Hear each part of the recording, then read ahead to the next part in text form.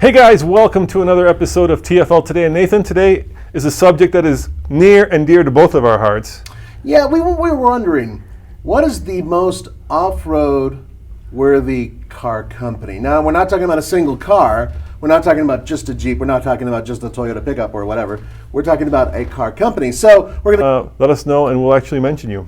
There's something very important to this list. These are vehicles that are currently being built and being sold in the United States. So we're fully aware of Kamaz building amazing vehicles overseas, but they don't sell anything here. And frankly speaking, it's the, Yeah. Or for instance, the Duster, the Dacia Duster. We don't get that. That's a very off-road worthy car that we don't get. So we're not mentioning French. Yes, Tommy? New car. Yeah, and these are new cars. These are new cars. Yeah, these are not 2017 models. Yeah, that you can buy right now in America. All right, let's start with Asia, Nathan. So we made a list of all the manufacturers, and we're going to start at the least off-road worthy and go to the most. And I think the least off-road worthy is Kia and Hyundai. Now, Kia and Hyundai in the United States sell the Hyundai Santa Fe, the the Kia. What do they have? The Sportage. Yeah. They sell a bunch of kind of mid-sized crossovers that we've taken off-road actually. But the issue with them is that they're not necessarily off-road worthy. They are snow and dirt worthy, but they don't build anything that is actually going to be able to take you into the Colorado mountains. They do have, at least they used to have lockers on some of their vehicles, rear lockers if I recall. Yeah, slow speed, but slow speed electronic e-lockers. Yeah, but they're not the same as a proper locker. And most importantly, these are vehicles that have four-wheel independent suspensions. They're not that high off the ground. And the bottom line is they were never really built to hit the rough and tough. And we know that. So. Yeah, and this doesn't mean these guys build bad cars. This is just cars that aren't necessarily designed to go off-road. So that, I think, is the least off-road worthy of the Asian brands. I think it ties with the first Japanese brand that's on this list, which is Mazda. Once again, another car company that builds really good vehicles, but frankly speaking, none of the Mazdas that I've driven are seriously off-road capable. They can basically do Goldmine Hill, at least part of it, but unless you want to damage them heavily, you're not going to seriously take them off-road. Yeah, they have all-wheel drive, so the CX-3, the CX-5, and the CX-9 all have all-wheel drive. Right. They're kind of great little runabouts, are great in the snow, but they're not built to go overlanding. That is correct, and so that's why they're rated there. But we had an interesting thing happen with the next brand that's on this list, and that is Honda Acura. So let's go back, about a year? A little over a year. Oh, I'm sorry, we got to go to Mitsubishi first. Yeah, you kind of skipped Mitsubishi. So I did, didn't I? So Mitsubishi, once upon a time, used to be the king of Dakar. Yeah. And they used to build some really crazy off-road worthy cars and some really crazy rally cars, right, with the Evo. And I'm talking about the Montero. The Montero. I'm talking about cars and trucks that actually were very off-road worthy, but they did a complete 360 turn or 180 and stopped building those cars, and now they build these. To be fair, they do build them overseas, so the Montero is still being sold overseas, and it's still amazing. But here in the United States, we have two vehicles that sort of kind of have all-wheel drive systems that sort of kind of can go off-road, and that's the Mitsubishi Outlander and the Outlander Sport. Yeah, and you had one of those. Well, I had the regular Outlander. Yeah, and it was great in the snow. It was fantastic. And on light, rough terrain, it did fine. But once you start getting to the heavy-duty stuff, it's a car. That's the bottom line. So unfortunately, it just wasn't able to do it. And once again, it's on that list because it's not a true capable off-roader. Now, guys, keep in mind, over the last, 7 years now, we've taken most of these cars on various trails, starting with Goldmine Hill and going back to when we did our old testing. Left-hand. Canyon. Yeah, wow. And, of course, some of them have gone up to Cliffhanger 2.0. So we kind of tested all these. So I think we've got a good sense of, what vehicles can go off-road and what vehicles can't. All right, now Honda and Acura are interesting because they're kind of like Mitsubishi, but there's one vehicle that they build which actually takes them above that, and I think it's the Ridgeline. Yeah, the Ridgeline does have the capability of doing harder off-road than any of the other crossovers on this list, and that's partially because Honda made the decision to make sure that it was a beefier vehicle that was capable of doing more. And I need to add to that amongst all of the 7 passenger crossovers that have gone up Goldmine Hill, the Honda Pilot did the third obstacle and did it quite well and surprised the hell out of us. Yeah, that's because it's got the off-road modes, right? You can pick sand, you can pick mud, you can pick snow, and so it does use electronics to help it be better off-road. It's not hugely capable. We took the Ridgeline up to Montezuma, and because of the issues with the all-wheel drive system, the transmission overheated. So it's somewhat off-road capable. But we beat the hell out of it before it overheated. We did. We beat the hell out of it. Yeah, it was. But it's a light off-roader, but it's more off-road worthy than Mitsubishi. All right, let's go to the next brand, Nathan. Okay, now this one, there's two sides to this. I'm sure a lot of you will agree. Subaru, it should be on this list and should be exactly where it is. And the reason why is, frankly, some of their vehicles are really capable off-road. I've owned them. Andre's owned them. They are really, really well made in terms of being rugged and capable off-road. Now, I do have a caveat to this.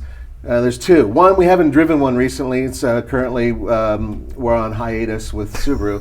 And two, the CVT transmission working with the all-wheel drive systems, in my book, isn't as good as their automatic transmissions used to be. However, if you have the manual transmission, which is still available in the Forester and the XV Crosstrek, you have a really decent off-roader. I mean, really good for being a car. I completely agree, Nathan. So Subaru has a lot of vehicles that are dedicated all-wheel drive, right? Yep. Symmetric all-wheel drive. They have incredible amounts of ground clearance. Yeah. Actually, quite shocking. You know, most cars maybe have 6, 7, 8 inches. This is like 8.4. Yeah. I mean, they're way above most of the manufacturers, and the cars are rugged. I mean, look at all the cladding. The Outback, they've got rugged names. Crosstrek, right? The issue is when you get the CVT and you take them off road. We've had this happen with a number of vehicles. What will happen is the car will actually cut power, even in X mode, so that it protects the CVT. So you could be on a loose kind of dirt hill. You floor it. There's power at the engine, but none of it's going to the wheels. Yeah, and that's where this has happened more than once with us. It really has. Yeah, and that's where it kind of falls down, and that's why we're on hiatus with Subaru. Well, that's and minor scratches. It's funny, people crash them and they still get them. Anyway, the point is that it's a really capable off-road vehicle, good ground clearance. Some of them have a little bit of armor underneath, actually, too. And they understand that they have a rugged car, and usually they're cool with people driving them in a rugged manner. Okay, let's move on to Nissan and Infiniti. Yes, so Nissan, of course, builds some of the most off-road worthy trucks out there. Unfortunately, their most off-road worthy crossover, Xterra, went away, which is a shame, but they still have the Frontier Pro 4X, they still have the Titan Pro 4X, and these are hardcore off-road trucks. Yeah, they were truly capable. We've taken them up Cliffhanger 2.0, and it is a very tough test. Bottom line, they did really well. Yeah, and some of their big crossovers and SUVs are also very off-road worthy. Yeah, the Armada is good. Yeah, the Armada does very well. I wish we had the one that they build overseas that had a locking rear diff. Patrol. Yeah, the Patrol, and unfortunately we don't. But even the Pathfinder 4 crossover does pretty good in the rough. If they put more off-road worthy tires on it, and if they lifted it up a little bit, it would be much better. Yeah, so they have, I would say, maybe 20-25% of the vehicles they build are actually serious off-roaders. Right. Capable of going pretty much where any other brand can go. Yeah, but don't take the Nissan Rogue on Cliffhanger 2.0. Yeah, don't. Or the Juke. or the Juke. All right. Now, this has got to be the king of the Asian brands. Yeah, and I agree with Roman on this. Yeah, what is it, Nathan? It's Toyota and Lexus. Yeah, of course. Toyota and Lexus build one of the most iconic overland vehicles, the Land Cruiser, right? It's gone around the world. Their trucks, the Tacoma TRD Pro, the Tundra TRD Pro, the 4Runner TRD Pro. I mean, these are, you can just keep going and going. And this brand builds off-road worthy, serious trucks and cars that I would put up with any other brand in the world. Yeah, and remember also Lexus, they have the GX, which overseas is a different vehicle, but I mean, the platform underneath these vehicles, they're so well made. And there are problems, sure, nothing's perfect, but guys, I mean, I can't think of another brand in Asia that sells more off-road capable vehicles here in the United States. All right, guys, we're going to move on to the European brands. Yeah, but right before we do that, these are our special shirts. These are our TFL car and TFL truck shirts, and these are actually our team shirts. And the way that you can get one of these is if you want to sponsor this Super Chat, which is a feature on YouTube where you can actually become a sponsor of this for $50. If you sponsor this video, then we will send you this shirt. Yep. Pretty straightforward. By the way, Ian, who supported us, Ian Gonzalez, is watching right now. Oh, Ian. Hey, Ian. Thanks for, we sent you your shirt for supporting us on our Super Chat. So if you don't have it now, it's certainly arriving any day. So Yeah. if you guys want to sponsor us, that's great. If you don't want to sponsor Super Chat, we're always available to be on Patreon. Patreon.com/TFLcar, and that's more of a monthly subscriber kind of deal. But if you want to do the Super Chat thing, by the way, here is your shirt. Very and slimming, we by the have way. it in large, extra large, double XL, and 3XL. Yeah. And by the way, after this show, we're going to do another live show. Andre and Mr. Truck are coming, and we're going to do an Ask Mr. Truck. We're going to answer all of your truck questions. So we're doing 2 live shows today, Nathan. That's right. That Mr. Truck is a very special episode. It is a very special episode. Yeah, so stay tuned for There's that. something very special on that episode. It really is. So, Yeah. so you guys need to. All right, let's keep go to going. the European brand. So first of all, let's get all the supercar manufacturers off the table. So I'm talking about McLaren. I'm talking about Ferrari. Yeah, they have the four. You know, it used to be the 4F. Now FF. FF. So all those, forget about it. Maserati, of course, has the they're the Levante. yeah, Levante, but these are not exactly cars you would want to go explore the Arctic with. I would, because I'm stupid enough to try it. But, Yes. but that's why we don't have them. Okay, so let's go on. Now, first of all, the very first one is from the FCA Corporation, and the FCA Corporation is sort of represented more than once on this list, just to keep that in mind. But we're talking about Alfa Romeo and Maserati and Fiat. Yeah. Remember, Fiat builds the 500X. Yep. And we have taken it up Goldmine Hill, and it did okay for a little car. Not really built for that type of stuff. At the most, really snow and maybe a light dirt trail. But the reality is that they do belong on the bottom of the list for the United States in terms of what they sell. Yeah, and Alfa Romeo now builds a Stelvio, which I just test drove, so that is also a crossover all-wheel It's drive. a wagon, dude. Yeah. So that's why it's at the bottom of the list. But obviously, it is all-wheel drive, but it's certainly not, an off-road worthy truckster. Now I have a problem with this next one on the list, but I don't know what to do with it. And the next one on the list is for Bmw Group, and that means Bmw and Mini. Now, for those of you who watch the Dakar Rally, which is the toughest race in the world, I'm a big fan. Me too. And Mini's done very well. Yeah. Now, here's what they've been doing. They've been using the X3 platform, and they put a Mini shell on top of it, and with a diesel engine, and they win these races. Okay, first of all, that's not even really a car, and it's not really sold here because there's no such thing as a Mini with a diesel and all-wheel drive sold in the United States. If there were, then I'd be more apt to put this higher up on the list. The reality is that Mini and BMW don't really have any off-road vehicles. Yeah, obviously BMW has xDrive, which is all-wheel drive, but it's a good system. It's a good system, and it's actually surprisingly good off-road. But it's not. The rest of the car isn't set up for it, right? You need more than all-wheel drive. You need the right tires, which they don't come with. Ground clearance, approach angle, departure angle, locking diffs, all that stuff. And xDrive doesn't do that. And Mini does do the Countryman, but once again, it's kind of a tall, small crossover. We were one of the first to try taking one of those off-roads, and we literally could not get up the first part of the trail because the rocks were too high. But real quickly on the BMW, recently I got a chance to take the old X3 off-road, and it kicked ass. It was so damn good, and I kept thinking, oh my God, if they put tires on this, and if they gave it like a 2-inch lift, it could have done a third obstacle, no problem. But they don't. That's why it's lower on the list. All right, next is a Volvo, which actually builds a relatively off-road worthy car, which I just drove, the V90 Cross Country. Mm-hmm. It's a tall wagon. It's surprisingly good off-road. A lot of their crossovers are all-wheel drive. But once again, it's kind of like BMW. This time it's got a little bit of cladding on it. It's kind of rough-looking, rugged-looking, but it's not necessarily something you'd want to... When we took the cross-country off-road, it kicked ass. It did really well. But our problem was we had to have Tommy outside, and he was literally out there almost with a micrometer, just making sure that we didn't bottom out on the third obstacle. And frankly speaking, we were that close to doing it. And that brings up the problem. It's too low to the ground, and it's just way too bloody long. That thing's breakover angle was terrible. It was like a sports car. So the negative is, if you're serious about going off-road, I guess what you'd have to do is put good tires on it and lift it a little bit. It comes with Scorpions. It's actually pretty good. Yeah, they are. And traction was never an issue.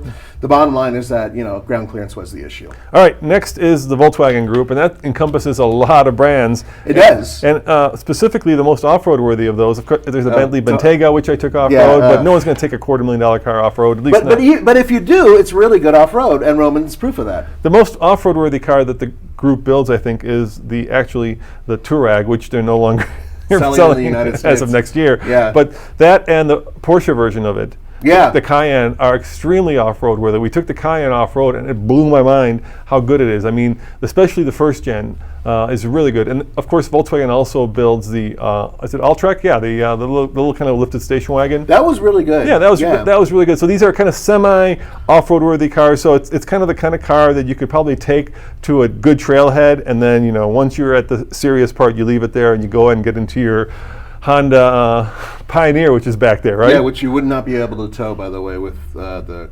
Yeah, you could tow it. You could tow with it with a Touareg, and you could tow it with a Porsche. Yeah, it only weighs 1,500. Yeah. Yeah. Okay.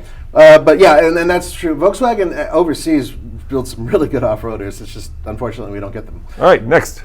Next is Mercedes-Benz. One car. One car. One car. Only selling one car here that is seriously off-road worthy, and that is the G-Wagon. And that is a hell of an off-road worthy car. If you're going to go off-road, that is one that is, especially in the European version. Our version is like the Hollywood Boulevard Cruiser, but you still get not one, not two, but three locking differentials. You get that tall upright seating position. You get a body on frame. You get a vehicle that is about as off-road worthy as any car on the planet. Yeah, the funny thing about it is that they put on like tires that are wrong. They put it, it's the potential for that vehicle is immense. He took one off road. I did. It was fun. I took the twin turbo V8 off road and had a hoot with it.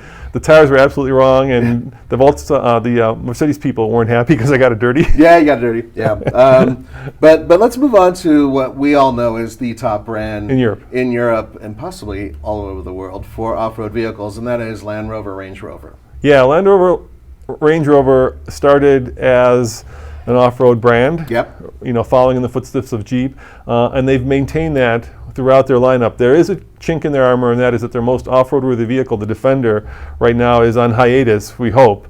But yeah, their cars, the Disco Sport, the Range Rover Sport, all these cars have kind of that deep baked-in DNA off-road where they can have air suspension that raises them up off the ground, lockable differentials. They've maintained that off-road heritage, and they keep pushing that. It's part of the brand. Even their crossovers are really, really capable. Let me put it to you this way. If somebody had money and said, hey, I'm looking for an off-road vehicle, but I really want a luxury cruiser, that's the first direction I would go into. Their reliability is better than it used to be. Their looks are new and contemporary, and they're using platforms and engines that are frankly quite good, including that diesel, which I'm really impressed with. Yeah, go ahead, Andre. Well, there's a couple questions about Mercedes and the X-Class that was just unveiled.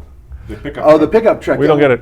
Right now, Mercedes does not have a plan for the United States. However, I'm pretty sure in their boardroom, they're looking at dollars and cents. I have a feeling it's not coming here, but if it does, remember, it is based on a Nissan platform.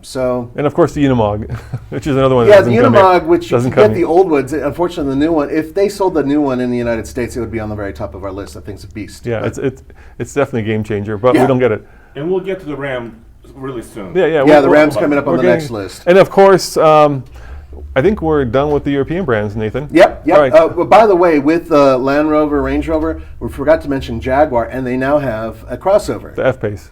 It's a wagon, guys. It's a really good wagon, but it's not an off-roader. It's just a really good wagon in my book. That sounds great. All right, USA. Let me ask you guys a question, see if anybody can get it before we get there. What's the least off-road worthy brand in America? That's a trick question, but it's real. I'm going to give you a hint, Nathan. They don't use the combustion engine at all. Faraday? Yes, you're very close. It's a tie between Faraday and Tesla, of course. Faraday hasn't sold a car yet, so yeah. So Tesla builds all-wheel drive cars, but they are definitely not off-road worthy. The Elio, that one doesn't. Oh wait, they don't sell those either. So a lot of guys got Tesla. Okay, a lot of guys got. All right, good. You got Tesla. So the next two brands are really a toss-up, and we put them in this order, but they could be reversed. So what are the next two brands? Okay, let's next two. Right. Ford and GM. Yeah, and we put the Ford up there because of the Raptor, of course, and the FX4 package. So Ford builds basically a lot of very good off-road worthy trucks. Their crossovers, not so much. right? That is correct. But the trucks are very off-road worthy. So you can get the Raptor and you can get an F-150 in an FX4 package. Now we know that the Ranger's coming soon. We know that the Bronco's coming soon. But it's not there yet. And those will be all new on the list when they get here, but they're not here yet. But they're SUVs and crossover, not so off-road Not worthy. so off-road worthy, no. And that's why we rank GM higher. It is. GM has, among other things, the ZR2 and the ZR1 package. The ZR2 on the Colorado with the diesel is really hard to beat, and we are looking forward to putting that up against some of the top ones out there.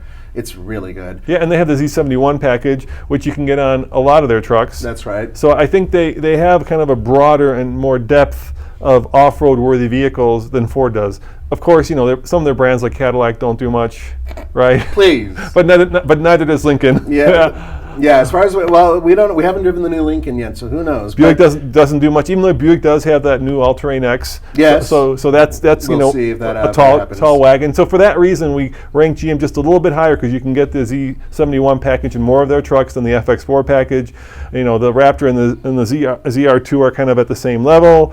So there's just a few more vehicles that GM builds that are off-road worthy, but it's a real toss-up. And they're all insignificant because the top #1 company out there building off-road vehicles for the United States, in sort of the United States, Ram. And Ram Jeep FCA. And there's just no argument here. It's correct. Power Why? wagon, Wrangler. Power wagon, Wrangler. Yeah. Done. Done. That's it. That's all we need. I mean, yeah, and there's a lot of other vehicles that they build. Think about it this way. I mentioned how with Land Rover they had crossovers that were really good off-road. Well, guess what? So does Jeep. And they are really off-road capable for being crossovers. All of them handle the third obstacle, except for, we haven't done the Compass yet, but Yep. all of them have handled the third obstacle with Goldmine Hill that we've thrown at them. Obviously the Wrangler, one of the most easily configured vehicles in the world and one of the most popular for people to customize. And then of course you have the Power Wagon, which is a beast, and there are other Ram products that are also very off-road worthy as well. Remember, they also have a lower level off-road trim available from their 2500 on down. Yeah, I think That way. a lot of the Jeeps are trail rated, right? You can get a trail rated. Now they're calling them, Trackhawks. Not the Trackhawk. I mean the Trailhawk. The Trailhawk. Yeah, you can get the Trailhawks in a lot of the different versions. Yep. They've got cladding. They've got the off-road goodies. Good tires. Good tires. So the entire brand is built around going off-road. And Ram, of course, builds a Power Wagon, which is one of the most iconic trucks that's been around ever. Yeah. It also does the Rebel.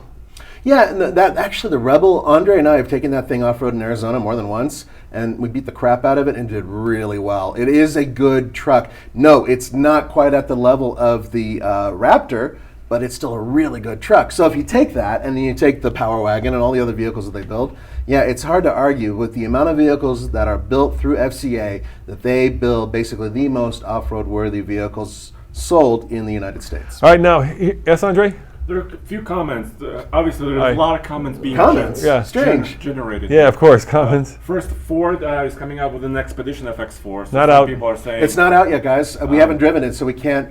To be fair, everything that we've been talking about, we pretty much have driven. Yeah. More than once, even. So that's one of the issues. Yeah. Then there's a few questions about the upcoming Ram TRX, and also, have you guys heard anything about that, or the Dakota coming? Yeah, I actually did hear about the TRX. Yeah. So the TRX, I got it kind of through the grapevine. Obviously, there's a new Ram 1500 coming. Yeah. And the TRX is going to be built on that new 1500 platform.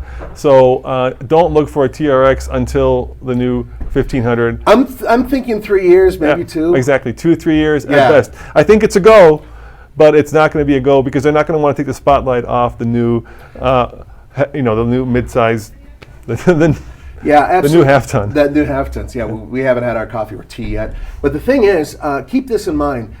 Ram, FCA in general, is one of the few car companies out there that is taking risks. So they're putting 840 horsepower engines in cars you can actually run out and buy. They are building, these monsters out there, both in cars and trucks. So it's a really good chance that the TRX will be coming. But we just don't have a date, and of course we can't rate it until we drive it. So I just got to drive the Demon. Yeah, you and, did. And I was like, this is nice. I can see why people want this, right? It's a very expensive. It's not within my budget. But if they make the TRX, I don't Yeah. care what the budget is. That would be one I'd be like, Yeah. I put my money down before So you would trade in Tommy's Jeep and the Raptor at the same And the time. Raptor and the Hellcat. That is like my dream. And his cousin's prosthetic arm. Yeah, that is my dream truck. Selling kidneys on eBay. Yeah, whatever it takes. I'm right there with you. Because it's got everything. It's got the big American V8. It's got tons of horsepower. It's got tons of suspension travel. And the Raptor was that until they put the twin turbo in, which is fine, but I still want that V8. I agree with you, and I agree with you. So there you go. There you go. All right, so build it, guys. Build it. Please, God, yeah, build it. Okay, so let's go for some questions. Any other questions? Well, there's a lot of questions about upcoming vehicles. So the Jeep Grand Wagoneer, and also people are commenting that we've in the past said the Z71 package with the chin spoiler was not good. Yes, you know what? You guys are right. The chin spoiler is a problem. However, you do get the locking rear diff, and you do get suspension upgrades and armor. So it's a give and take. The first thing I would do is probably rip that chin spoiler off. It is a problem, but you also have that problem on the Ford. It's not as big, but you do get a chin spoiler. Yeah, we had the same issue with the F-150. It's not, but it's still hit as well. So just rip those things off. They're there because of MPG, right? Yeah, requirements. But if you want really good MPG, maybe you're getting the wrong truck. Yeah, go get a Bolt. All right, so now here's the big discussion, Nathan. Okay. Out of the three brands that are the most off-road worthy for each of the three continents we talked about, right? Yeah. So in Asia, it was Toyota Lexus. In Europe, it was Land Rover. And in America, it was Jeep, which is the most off-road worthy. Oh, easy. No problem at all. Okay, what's your... Hyundai. No. Tesla, no. Tesla. No. Although one day we'll test a Tesla all-wheel drive vehicle off-road. It's my dream. It's coming. Come on, guys. You know the answer. It's FCA. It's Jeep and Ram. Now, I disagree. I think it's Toyota. And I'll tell you why. If you wanted to pick a vehicle to drive around the world, to go overlanding, now Tommy will say going off-road and overlanding are two different things. I don't care. If you want to go overlanding, what vehicle would you pick to go around the world in? Power wagon. Power wagon. How would you get it fixed, let's say, in Brazil? Easy enough, because that engine's been around for years. There's parts. If you take a Land Cruiser, they'll have parts around the world for the Land Cruiser. So if it breaks down in Saudi Arabia, if it breaks down in China, if it breaks down in South America, you're going to be able to find parts for it. And good luck getting that $4,000 little component that goes into the engine bay, because it would only cost about $400 if it were the Ram. Yes. But it's a Toyota, so you're not going to need it. That is a matter of opinion. We've driven the crap out of the Power Wagon, and it did very well. And we know people who have put miles on Power Wagons, and they've done very well. So I get it. I know that a more international vehicle would be a Toyota-based product like the Land Cruiser, and it's a really good vehicle. That costs $84,000. Hilux, right? That's the other one. Which is also really expensive. But the Hilux doesn't count because they don't sell it here. All right, the Tacoma. Okay, so I agree. They're good. No way in hell would I want to go around the world in either of those. I want to be in the Power Wagon. I want to be the obnoxious American smoking a cigar with my feet up on the dash with cruise control on, going over any obstacle, not having any problems off-road, because it is a proven powertrain that's been around forever, cheap enough to fix, and most importantly, it looks badass. And I think the reason we didn't pick a Land Rover is because the Defender's dead. Yeah. I don't know what to do with Land Rover. I really hope. If there's a Defender, I'd be. Oh, the Defender. Yeah. I drove the old one, and it was great. Africa, the Wrangler's better still. So anyway, guys, please More questions? Yeah, we will in a second. Okay. In the comments below, let us know what brand you would choose or what vehicle you would choose if you wanted the most off-road worthy vehicle in the entire world. Absolutely, and let Roman know he's wrong. Let Nathan know he's wrong. Please. And any more questions, Andre, before we say, we'll take a little hiatus before we go to Ask Mr. Truck segment. Okay, well, there's a lot of comments and discussion, obviously, and people are saying, the Land Rover maybe it's a little too luxurious and a little bit too expensive to take it from the showroom off-road. Yeah, that's true. I do know a lot of people who off-road with their new Land 7 Rovers. years. 7, I know, I hear that. So it's a second or third owner. Yep, and 7 years. That's the first time people take it off-road. Same thing with the Range G-Wagon, Rover I I suspect. agree with, Land Rover I don't agree with, so there you go. Also, people are saying that in the Middle East there's a lot of Dodge and Ram vehicles. Hell yeah, there are. So that's really goodness. And they're being introduced in Europe. They've been introduced as of about 6 years ago. The Wrangler diesel is available in Europe, which we don't get. I know, at least not yet. That's not fair. But they do have some heavy-duty trucks that are also available overseas that are using for delivery vehicles and whatnot. And people really love the ZR2. I think the ZR2 got a lot of comments here. Yeah, and you guys have been emailing us like crazy, asking when are we going to take it up cliffhanger. The minute they give it to us, dude. And right now, we've got actually one of our viewers from Phoenix who's willing to drive up from Phoenix in September to let us test it. So thank you. We really appreciate that. And if we can get it sooner from GM, we will. The problem is, I think they're selling every single one of them that they can get. Yep. And so they're not. There's none in the Colorado press fleet. I'm probably in the LA press fleet, but we're not in LA. We're not in LA.